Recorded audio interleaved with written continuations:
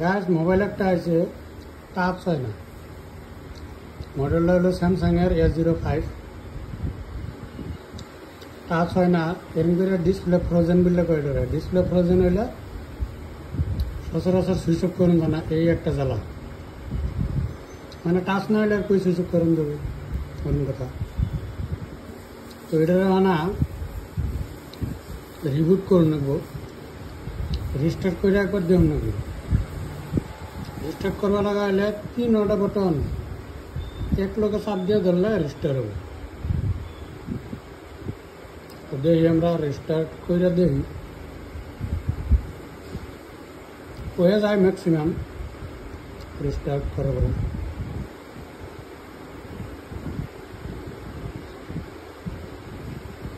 Restart হইল। যদি এই পদ্ধতিটা কামে না লাগে তাহলে খোলা ছাড়া আর কোনো বুদ্ধি নাই। খুলে ডিসপ্লে চেক করে নেব, কানেক্টর খুলে লাগাই দেবেন নেব। তাও যদি না হয় তাহলে ডিসপ্লে চেঞ্জ।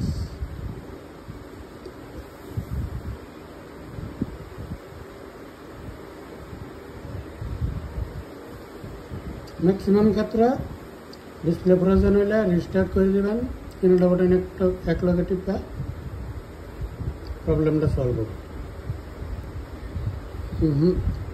গাইস এটা হইল না,